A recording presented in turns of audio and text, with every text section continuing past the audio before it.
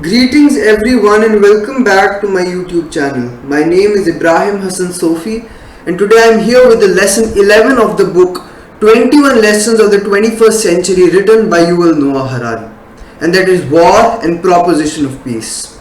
If one reads the news, you'll always see that there are a lot of conflicts that are going around all over the world. And despite us humans becoming socially advanced beings, conflicts still arise between groups and communities, and war is still being used as a method to resolve those conflicts. And looking back, one might wonder that how wars even started in the first place. It all started when us humans first set our foot on Earth, because we used to be hunters and gatherers. We used to be foragers. We used to have a very nomadic lifestyle. We used to hunt for our prey, and we used to gather it and store it, and used to have a nomadic lifestyle. We used to go from one place to another, and hunting and gathering used to be a very hectic task for an individual. And us humans, my dear friends, we have an ability to evolve ourselves. So to make work efficient, we started forming groups and communities. But along with efficiency, the groups and communities also led to the rise of individual conflicts for materials like air, like land, water, food, etc. Individual wars are actually different from full-blown wars, because the impact that a full-blown war has is much, much severe than an individual war. And I'll tell you a very quick and interesting fact. Do you know how the term war was coined? War actually comes from a High German word called Veran, or an Old English term called Warren. And that means, and if you translate it, it means to confuse or confuse. Now if you ask any person who has experienced war either as a soldier or as a civilian and asked about their experiences in the war, you'll always see that their answer would be that first of all it was very distasteful looking at the situation that was going around, and secondly it was extremely confusing. They were not able to figure out what was happening around in their environment. Historians, my dear friends, believe that the first war that ever took place dates back to 2700 BC. The war was fought along the Nile River where the Sumerians fought against the Elams. The king Enam-Gabrasi, who was the king of Kish, led to the victory of Sumerians over the Elamites. This is said to be the first war that ever took place. In fact, I'll tell you a very interesting fact. The Sumerians were one of the first civilizations to ever be formed on Earth. And along with being the first civilization, it was also one of the most scientific civilization. Its town planning, its agricultural methods, its architecture, it was way ahead of their time. When we talk about scientific civilizations, the Indus Valley civilization, the Mesopotamian civilization, the Sumerian civilization, they always come up in our mind. And after the first war that took place in 2700 BC, several wars have been taken place in the history. But the most severe war have to be the two world wars that took place in the 20th century. The two wars, namely World War I and World War II, led to the death of more than 90 million people. And if I do a quick conversion for you, that means the two wars led to the death of 9 crore people. And after the end of the World War, the world witnessed a new kind of war. A war that they had never seen before. A war in which no bombs were being used. Majority of the people were not being killed. That was the Cold War. But the tensions between the then two superpowers, Russia, actually USSR and the United States of America, was so severe that even a small miscalculation could have led to series of disasters and a major war. And since the end of Cold War, historians and researchers and civilians alike are trying to figure out how the war is going to be in the 21st century.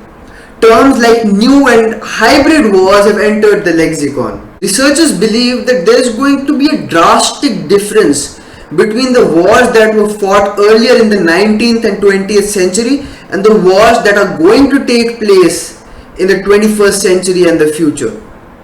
The researchers believe that the war of the 21st century would be based towards information technology and biotechnology as compared to guns, germs and steels that were used in the earlier times. My dear friends, there was a time when war used to be very beneficial for politicians. It was like in 1914 when the British took over the Nile River and the Suez Canal, they didn't get much of a pushback. The United States of America, when they fought the war against Mexico, they ended up acquiring a landmass equivalent to the size of Western Europe, only for the cost of 13,000 men. Now when I say the cost of 13,000 men, I don't refer that the cost of 13,000 men is less. My dear friends, each and every life is extremely important and each and every life counts. But according to the ideology of the then politicians, these moves were extremely profitable. But these days, war is not an attractive proposition for most of the countries.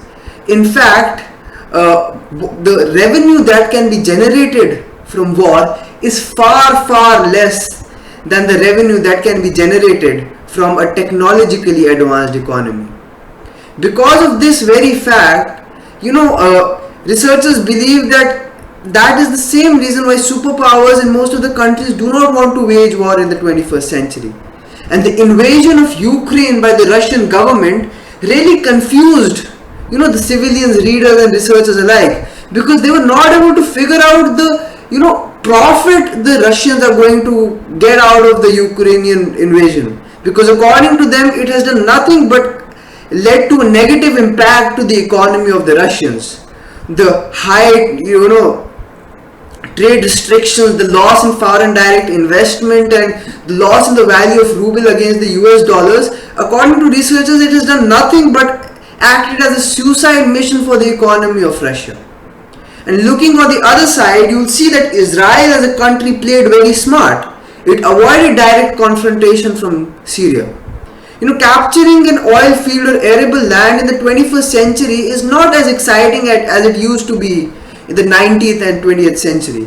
In fact, setting up the next Google is much, much more exciting than, capturing an oil field or an arable land. Change in the nature of economy from a silicon-based economy of bits and bytes has really helped in shaping up the world to become a more better and a peaceful place. In fact, my dear friends, looking at the present scenario, a question always arises in our mind, and the question is that why no country or why no superpower has been able to successfully wage war in the 21st century? And one of the most important answers for this question is the change in the nature of economy. Because earlier in the 19th and the 20th century, the economy used to be extremely materialistic.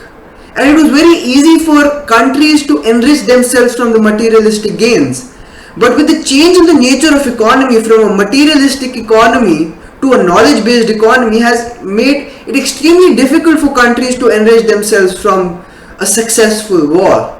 Because earlier you could easily capture a land, gold, mines, etc. and you were adding value. But you cannot conquer knowledge through war. And alas, even if a country managed to successfully wage war in the 21st century, it would not guarantee us absolute peace. In fact, we should never disregard the human stupidity, because on both personal and collective levels, we humans are prone to engage in self-destructive activities. In fact, human stupidity is one of the most important factors in the human history, yet we tend to discount it. And because of the same human stupidity, even the most rational, practical and intelligent leaders can end up making extremely stupid mistakes. And the only cure of human stupidity is a serious dose of humility, a topic which we would be discussing thoroughly in the next lesson. But let me just give you a brief. In the next lesson, that is humility, we would be discussing about how we humans have made ourselves to and thought ourselves to become the center of the universe, where in reality we're nothing but a speck of dust. It is very important for us to get a dose of humility and level down our ego levels. A topic which we would be thoroughly discussing in the next lesson. So don't forget to check the next lesson. With this, my dear friends, we come to the end of lesson 11. If you liked the video, don't forget to like, share and subscribe, and don't forget to press the bell icon so that you never miss a video whenever I post a new one. Thank you so much and take care.